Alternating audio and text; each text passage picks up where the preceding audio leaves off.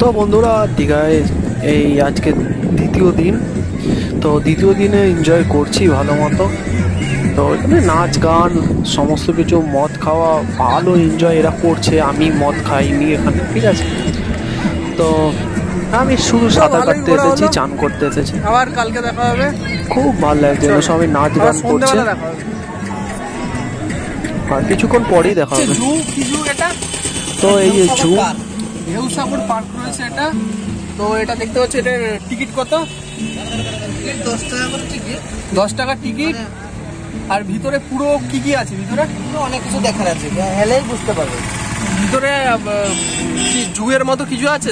সাপ, তারপর হচ্ছে কি কি বলে? না না, সার্ক নয়, লাইটিং দিয়ে সাজানো অনেক রকম মানে ইয়ে আছে, গেলেই বুঝতে পারবে। আচ্ছা, ঠিক আছে, তাহলে এটা চলে এসো তোমরা, ঠিক আছে। এটা আমি আজকে সন্ধ্যাবেলা এটা আসতে যদি পারি তো আসবো। আমি এখন একটু ক্লান্ত হয়ে গেছি, খাবো দাবো, তারপর একটু রেস্ট নেব, তারপর 9টা নাগাদ বেরাবো।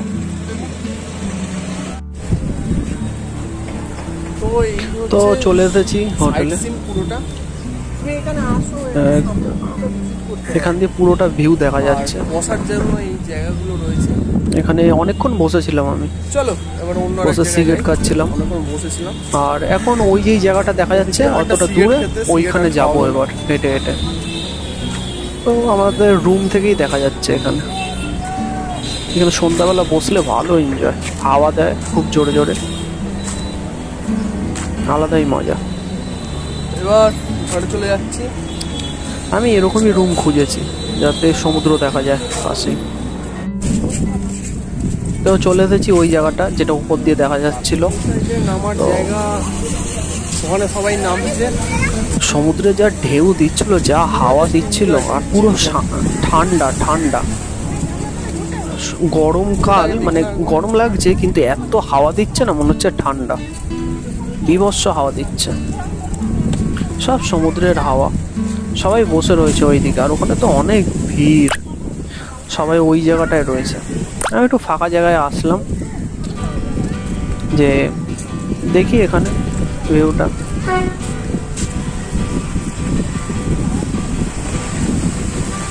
এখানে সন্ধ্যাবেলায় এত ভিড়, এত স্টল বসে, মাছের দোকান, তারপর আংটির দোকান, চুড়ির দোকান, তারপর ওই শামুক, ঝিনুক, মুক্তো, তারপর নানা রকম দীঘার যত মেলা বসে এখানে। এই জায়গাটা পুরোটা ভর্তি থাকে, জমজমাট থাকে, লাইটিং থাকে, ওপর দিয়ে পুরো লাইটিং। আর এই সকালবেলাটা, দুপুরবেলাটা এরকম ফাঁকা থাকে। এখানে কিচ্ছু পাওয়া যায় না, সব দোকান বন্ধ, বড় বড় দোকানগুলোও বন্ধ এখানে, শুধু ওরা সন্ধ্যাবেলা খোলে। তো এখানে কিছু লোক দেখতে পেলাম। এবার এই লোকদের সাথে ভালো নিজেকে একটুখানি তুলি ফটো ভিডিও, ভালো লাগছে। আর এত হাওয়া দিচ্ছে, এত ঢেউ সমুদ্রের, কি আর বলবো বন্ধুরা। তোমরা যদি ওখানে থাকতে বা যখন আসবে দীঘাতে, তখন একটা আলাদাই ফিল করবে। আর দীঘায় মানুষরা, আমার বন্ধুরা তো প্রত্যেক মাসে একবার দুবার করে যায় দীঘায়।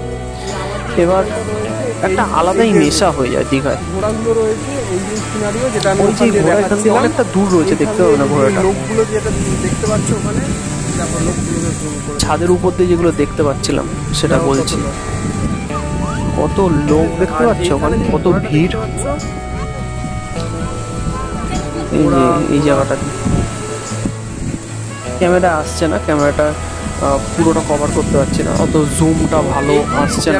এই জায়গাটা দিয়ে আমার হোটেলটা ওখান দিয়ে ওপর দিয়ে দেখা যাচ্ছে। যে সন্ধ্যাবেলা ভিডিও করেছিলাম, যে ওপরে বসে বসে সমুদ্রটা দেখছিলাম, তো সেটা এখানে। আর সমুদ্রে আসবো বলে ক্যামেরা কিছুই আনিনি, তো ভিজে যাবে, লাখ লাখ টাকা খরচা হয়ে যাবে, নষ্ট হয়ে যাবে ক্যামেরা, তাই ফোন দিয়েই তুলছি। আর এই যে জায়গাটা পুরো, আমি সন্ধ্যাবেলাটা ওই ছাদের ওপরই, হোটেলের ছাদের উপর বসে বসে টাইম কাটছি। ওখানেও হাওয়া আসছিল, সমুদ্রের ধারে বলে কথা, বীভৎস হাওয়া, বীভৎস। এখানে বসে বসে সন্ধ্যাবেলা সবাই মাছ খায়, আর অনেক ঝালমুড়ি, ঘটি গরম, ভিড় থাকে, বীভৎস ভিড়, বড় মেলার মতো হয়। আর এই যে দেখতে পাচ্ছ এখানে ঢেউ, এখানে বসে 2 ঘন্টা 4 ঘন্টা এমনি কেটে যায়, বুঝতেই পারবে। তার জন্য আর যারা মাঝে মাঝে আসে দীঘায়, বাইক রাইডিং এর সুবিধা হয়ে যাবে। আর যারা মাঝে মাঝে দীঘায় আসে না, তাদের একটা আলাদাই নেশা হয়ে যায় যে দীঘায় মাসে একবার হলেও যাব।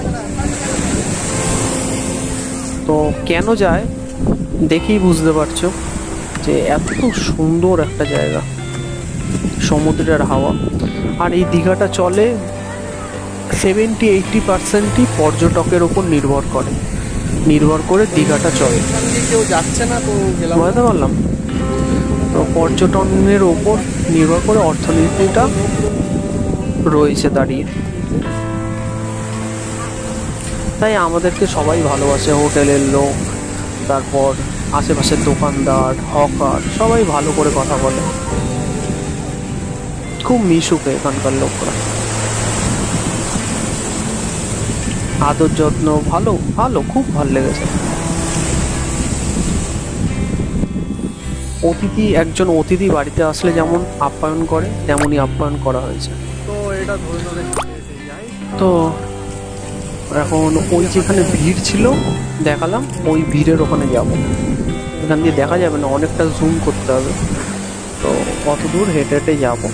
কিন্তু এত সুন্দর হাওয়া দিচ্ছে না বন্ধুরা, কি বলবো। আমি কিন্তু গরমকালেই গেছি, বিভৎস গরম। আর ভিডিও যদি 2 বছর 4 বছর বাদে দেখো, তাহলে তার জন্য বলে রাখলাম গরমকালেই আমি গেছি। আর এখন তো তোমরা জানো গরমকাল চলছে। দেখতে পাচ্ছ, ঘোড়াটা দেখতে পাচ্ছ তো? এখানে ঘোড়া একটু এই ঘোড়ার মানে আসছে না, কাছে গেলে অনেক বড় ঘোড়াগুলো, দূর থেকে দেখা যাচ্ছে না। আমার দিদি ফোন করেছে। মা ফোন করেছে। হ্যাঁ বল। দিদি ফোনটা ধরেছে। হ্যালো, কি করছি? কি বাইরে সাইট সিন দেখছি। ভিডিও কলিং করবি? ভিডিও কলিং কর।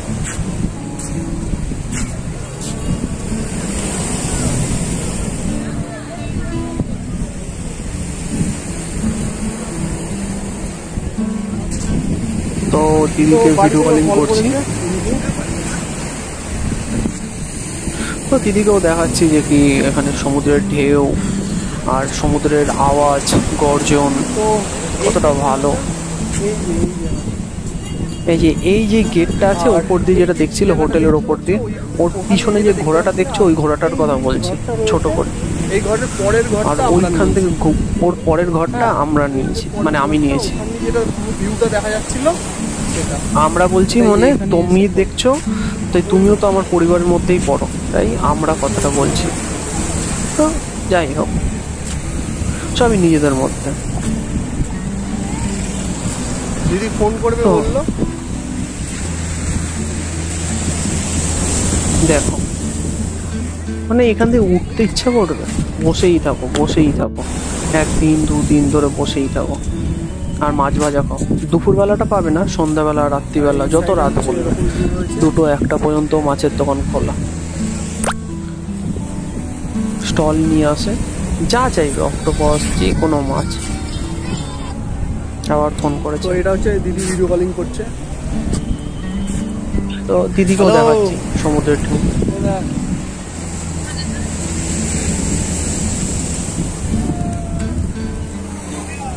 হ্যাঁ, এই যে দেখতে পাচ্ছিস পরিষ্কার আসছে। তো ওল্ড দীঘাটা পুরোটা দেখাচ্ছি।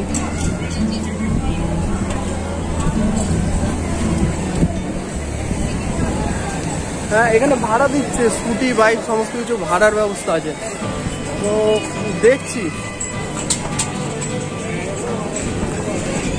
ভাড়া নিয়ে তুই যতক্ষণ ইচ্ছা চালা, ওরা ঘন্টা প্রতি টাকা নেবে। তো স্কুটির তোর খরচা কত পড়বে? পার ঘন্টায় 200 টাকা করে স্কুটি পড়বে। আমি খুব একটা স্কুটি বাইক চালাতে পারি না, ঠিক আছে, তো ফালতু রিস্ক নিই। তো বন্ধুরা, তারপর বেপারা। আর বাড়িতেও ওর ফোনে কথা বলছি, দেখতে পাচ্ছি। বেপারা কি আলাদা হ্যাঁ? একটা জায়গা, তো এখানে স্কুটি বাইক চালানোর রিস্ক নেওয়াটা খুব একটা ভালো হবে না। দেখেছো ওই যে জায়গাটা ভিড় দেখাচ্ছিলাম, আরও ভিড় থাকবে। দুপুর ঘনিয়ে এসেছে, অনেকটা দুপুর হয়ে গেছে, সবাই খেতে চলে গেছে, চান করে বাড়ি চলে গেছে, জামা কাপড় ছেড়ে রেস্ট নিচ্ছে। হ্যাঁ সমুদ্রের ঢেউটা দেখছো? হ্যাঁ দুই তিনজন আমাকে বলছে যে কি আমাকে পুলিশের মতো নাকি দেখতে। পুলিশ এসেছে, পুলিশ এসেছে, বাচ্চাদেরকে ভয় দেখাচ্ছে, দেখো পুলিশ এসেছে। তো ঠিক আছে, গোপটা দেখে মনে হয় বলেছে পুলিশের মতো লাগছে।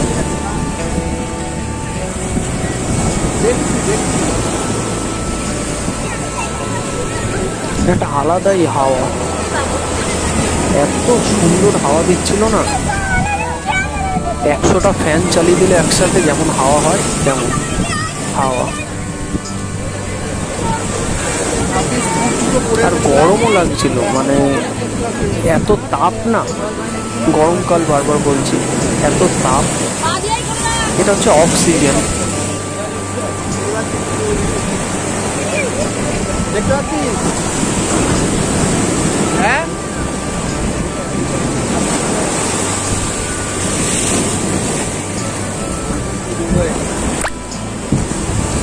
ও পাশ দিয়ে সব ছেলেপেলেরা বলছে ওয়েলকাম টু বন্ধুরা, দুবাই, গামছা নিয়ে ওরাও আসেনি। ব্লগ করছে।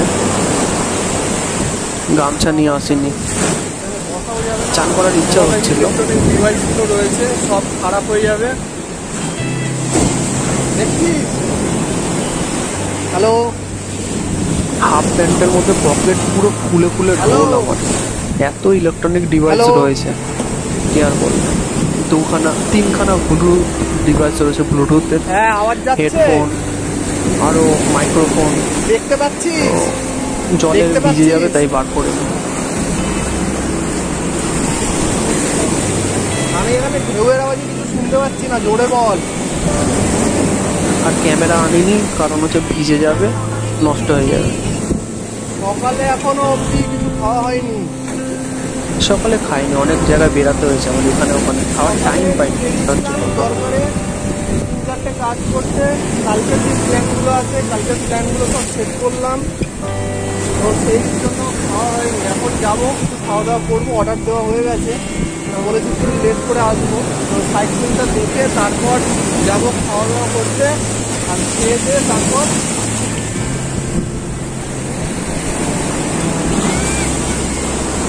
তো ঢেউ দেখেছো বন্ধুরা? ও মাই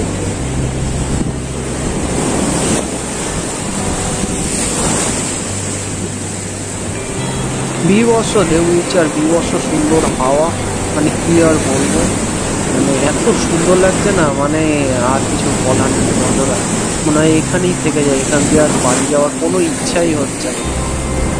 এখানেই লাইফ সেট করে নিই, সিঙ্গেল লাইফ রয়েছে, এখানেই বিয়ে করে সংসার করে চাকরি বাকরি করে এখানেই থেকে যায়, বাড়ি যাওয়ার কোনো ইচ্ছাই নেই।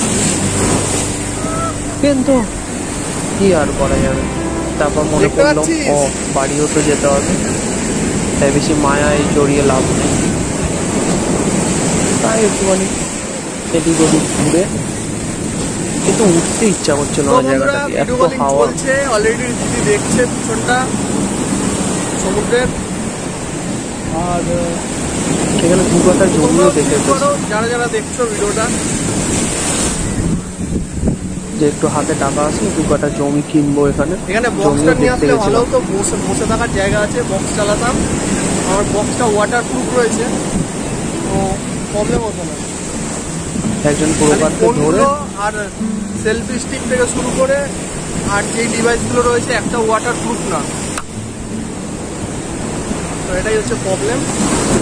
একজন পুরোকারকে ধরে তার থেকে বড় আমি কথা, আমি গেছিলাম বুট পরে প্রপার্টি রয়েছি, কিনতে। হাওয়াই চটি পরে আসলেও তাও চিন্তা করতাম, কিন্তু বুট পরে থাকার একটা সুবিধা, আমার চটি ছিঁড়বে না, আর হচ্ছে যা যা সমস্যা হবে না, আর আমি পাথরের ওপর দাঁড়াতে পারবো, দৌড়াতে পারবো, তো সেই সমস্যাগুলো হবে না, তাই হাওয়াই চটি আর এখানে কিনলাম না। আর এখানে জমির দাম এত কম আমি জানতাম না, 60,000 টাকা করে কাটা, অনেকটা ভিতরে, কিন্তু পৌরসভার লাইট আছে আর রাস্তাঘাট ভালো। 60,000 টাকা কাটা, 60,000 70,000 টাকা কাটা। আর যদি মেন রোডের ওপরে চাও তাহলে 2 লাখ টাকা করে কাটা জমি। বাড়ি সমেত জমি তুমি 14 লাখ টাকা করে কাটাই পাবে। বাড়ি সমেত জমি 1.5-2 কাঠা তুমি জমি পাবে, আর উইথ বাড়ি থাকবে, ছাদালা বাড়ি। তো তুমি 12-13 লাখ টাকা পেয়ে যাবে। তো দেখে খুব ভালো লাগছিল, তো ইচ্ছা আছে এখানে একটা জমি প্রপার্টি কেনার। দেখছি তাহলে সন্ধ্যাবেলায় এসে এখানে সমুদ্রের দৃশ্য দেখতে পাবো। চলো বন্ধুরা, হয়ে গেছে, এবার যাই, আর ভালো লাগছে না। তুমি যদি দীঘার জমি জমা কিনতে চাও, প্রপার্টি কিনতে চাও, হ্যাঁ, তাহলে আমি একজন ব্রোকারের কন্ট্যাক্ট নাম্বার দিয়ে দেবো। তিনি খুব সস্তায় এরা জমি বিক্রি করে আর বাড়ি বিক্রি করে 60,000-70,000 টাকা করে 1 কাঠা। আর যদি তুমি রাস্তার ওপর যদি বাড়ি কিনতে চাও তাহলে 2 লাখ-3 লাখ টাকা করে পড়বে, কিন্তু ভালো, আশেপাশে দোকান ঘর আছে, কিন্তু খুব একটা মানে অর্থনীতির দিক দিয়ে ভালো না, একটু গ্রাম টাইপের ফিল হবে, কিন্তু বাকি সব ভালো। বাজারও পাবে, একটু বাইক রাখতে হবে হাতে, বাইক থাকলে তুমি একটু বাইক চালিয়ে বাজার করতে যাবে, বাজারটা একটু দূরে রয়েছে। তো দেখলাম এই যে 60,000 টাকা দিয়ে কাঠা জমি। এখন ডাব খাওয়াবে কত করে? 40-50-60। 40-50-60। তো এখন ডাব খেয়ে তারপর কথা বলি, কোন ডাবটা দেওয়া বলো? 2 কাঠা জমি কেনার ইচ্ছা আছে, এটা কত হবে এটা? দেখি ভগবান যদি সাথে থাকে। জল না, আমার মালাই দরকার, আর 50 টাকার মধ্যে দাও। মালাই দরকার না? হ্যাঁ, মালাই পাতলা হলেও হবে। তো এখন মালাই দেওয়া, কালকে আগের দিনও ডাব খেয়েছিলাম, পরশু দিন, আর আজকেও খাচ্ছি। তো দীঘা আজকে 3 দিন ধরে রয়েছে। পেয়েছো কোনটা? আজকে নিয়ে 3 দিন হলো দীঘা রয়েছে। এরপর নিউ দীঘাটা যাওয়ার ইচ্ছা আছে, তারপর নিউ দীঘায় যাবো। এরকম ওই জায়গায় দীঘাটা পুরো ডাবের জল খাওয়ার মজাই আলাদা বন্ধুরা। তো তোমরা আসো, এসে ঘোরো, ঘুরে দেখে যাও, ঠিক আছে? আমি এখানে Next বার জমি আবার কেনার আসছি, ইচ্ছা আছে আমার। যদি চাও আমাদের সাথেও কন্ট্যাক্ট করতে পারো, আমরাও আসবো। তো একসাথে সবাই মিলে সব আমরা ব্যাচেলার থাকবো, ঠিক আছে? তো আমার বলতে রেডি হয়ে বলতে গেছে একটা habit কাকা? হয়ে গেছে। আমি একাই রয়েছি, তাও আমার বলতে মানে ঠিক আছে, সবাইকে আমি নিজের মনে করি। চল, আর এখানে আমি প্রপার্টি কাকা দেখতে মালাই যাবে তো? গেছিলাম, মালাই হবে, মালাই আছে, 60,000 টাকা করে কাটা। হবে, মালাই হবে। আর এই সমুদ্র দেখো, দাঁড়িয়ে ডাব খাওয়ার মজাই আলাদা। কাকা বেচা কেনা কেমন তোমরা- হয়? হ্যাঁ, চলছে মোটামুটি। আর লোকজন কেমন হয় এখানে? লোকজন এখন একটু গরমের জন্য একটু হালকা আছে, না তো ঠিক আছে, লোক আছে, একটু হালকা হয়। বিক্রি বাট্টা হয়? প্রত্যেকদিন 200-300 ডাব বিক্রি হয় ওরকম একটা হয় না, 40-50 পিস বিক্রি হয়, ডেলি? এরকম আছে। তুমি কি এখানেই থাকো? আমার বাড়ি এই 4 কিলোমিটার এখান থেকে। হ্যাঁ। আর আমি এখানে আসি, সকালে আসি, হুম। আবার তিনটে সাড়ে তিনটে সময় চলে যাই। তা ভাল লাগছে জায়গাটা, পরিবেশ কিরকম? আমাদের কাছে তো ভালোই আছে, হ্যাঁ, আর পর্যটকরাও আসেন, আমাদের অনেক অনেক ভালো লাগছে। বেচা কেনার দিক দিয়ে ভালো। চলো, কাকা বলে দিয়েছে। তো দীঘায় সার্টিফিকেট পেয়ে গেছো কাকার থেকে। তো বন্ধুরা আবার দেখা হবে আরেক জায়গায়, ততক্ষণ রাখছি। তো বন্ধুরা, এসি রুম নেওয়ার এটাই একটা সুবিধা, যেটা হচ্ছে তো যারা বেচাকেনা করতে আসছো দীঘায়, তো এটা একটা বিজনেস করতে সুবিধা, আসছো, যেটা আসো, গতকাল বেচাকেনা আমি ভালো হয়। আসলাম এইমাত্র, তো বিচে গেছিলাম, তো ওখানে গিয়ে পুরো আমি ঘেমে গেছি, পুরো। তুমি এখন বুঝতে পারবে না হয়তো, পুরো আমার জামা যেটা আছে, পুরো জামা ভিজে আছে, পুরো জামা ভিজে আছে। তো এটাই এসি রুম থাকার সুবিধা, যে কি তুমি গরম থেকে যখন ঘেমে আসবে তখন তুমি রিল্যাক্স ফিল করবে, ঘরটা পুরো চিল থাকবে, ঠান্ডা থাকবে। এবার তুমি আসো রেস্ট করো, তারপর কিছুক্ষণ রেস্ট করো। চলো। তো এখানে তারপর বিরিয়ানি অর্ডার দিয়ে গেছিলাম, মানে টোটো করে এসেছি, বিরিয়ানি অর্ডার দিয়ে তারপর দীঘায় গেলাম ঘুরতে। এসে দেখি বিরিয়ানি রেডি হয়ে গেছে বাড়ি, মানে আমার রুমের দরজা টকটক করলো, তারপর বিরিয়ানি পার্সেলটা দিল, তারপর বিরিয়ানি খেলাম। আর বিরিয়ানিটা অতীব জঘন্য ছিল, টেস্ট একদম ভালো না, হয়তো তাড়াহুড়োর মধ্যে বানিয়েছে না কীভাবে বানিয়েছে। হ্যাঁ, চিকেনটা ভালো ছিল, আর আলুর মধ্যে মশলা ঢোকেনি, সাদা সাদা আলু। আর পুরো বিরিয়ানির যে প্যাকেটটা, খালি চিকেন খেয়ে প্যাকেটটা বাইরে তো আমি উঠছি হচ্ছে এই বাসটাতে, খেতে ভালো লাগলো এটার না, নাম হচ্ছে সন্তোষ বাস। আর এটাই বলবো, দীঘায় ঘোরা হয়ে গেল। আর আমার একটা স্বপ্ন রয়েছে যে 2-3 বছরের মধ্যে, 2028-2029-এর মধ্যে আমি দীঘার মধ্যে 2 কাঠার মতো জমি কিনবো। আর যদি বাড়ি সমেত পাই তো খুবই ভালো, কেনার খুব ইচ্ছা। এখানে আমি দেখলাম 60,000-70,000 টাকা করে কাটা রয়েছে, ধরে নিলাম 1 লাখ টাকায় কাটা, কিন্তু ছোট যদি আমাকে একটা ঘর দেয়, ছাদের ঘর দিল, আর 2 লাখ 3 লাখ টাকা নিল, বা তার থেকেও 1 লাখ বেশি, 4 লাখ টাকা নিল, তো কেনার ইচ্ছা আছে। তোমরা বন্ধুরা আমাকে আশীর্বাদ করো যেন আমি এই বিজনেস, ইউটিউব এইসব কিছু মিলিয়ে যেন আমি দীঘায় একটা প্রপার্টি কিনতে পারি। তো নিজের একটা প্রপার্টি থাকবে দীঘাতে, তো ওখানে যাব, গিয়ে নিজের বাড়িতেই থাকবো, নিজেই খাবো দাবো, আর আশেপাশে যেই দোকানদার থাকবে সবাই চেনা জানার মধ্যে পড়বে, তাদেরই ডাবের জল খাবো, আর তাদেরই রেস্টুরেন্টে বসে খাওয়া দাওয়া করবো, সবাই চেনা জানা হবে আমার। তো বন্ধুরা আশীর্বাদ করো, তারপর তোমরাও খুব ক্লোজ হয়ে যাবে, তোমরাও আমাকে ফোন করবে, একসাথে আসবে, তারপর ওখানে খাওয়া দাওয়া আনন্দ ফুর্তি হবে। কিন্তু আমি খারাপ চিন্তা করে আসবে না, যদি ফ্যামিলি পার্সন হয়ে থাকো তোমরা, তাহলেই আমাকে ফোন করো, যে ঘুরবো, এনজয় করবো, আর সেটাই আমাদের এনজয়। লেখা রয়েছে। তো বন্ধুরা এরকমই ঘোরার ভিডিও দেখতে থাকো। খুব কাছে, তো বন্ধুরা আবার দেখা হবে নতুন এক ভিডিওতে, তো ততক্ষণ সাথে থেকো, পাশে থেকো, আর সাবস্ক্রাইব করে দাও অলোক সেন ইউটিউব চ্যানেল, আর এখানে নানা ধরনের কন্টেন্ট তুমি পেতে থাকবে। তো বন্ধুরা বাস পেয়ে গেছি, বাসে উঠে পড়েছি, আর এই দিকটা এখন ভর্তি বাস, আর এই যে পেট্রোল পাম্পের কথা বলছিলাম, এই পেট্রোল পাম্প, আর এসি রুম রয়েছে, আর ঠান্ডা হয়ে গেছে।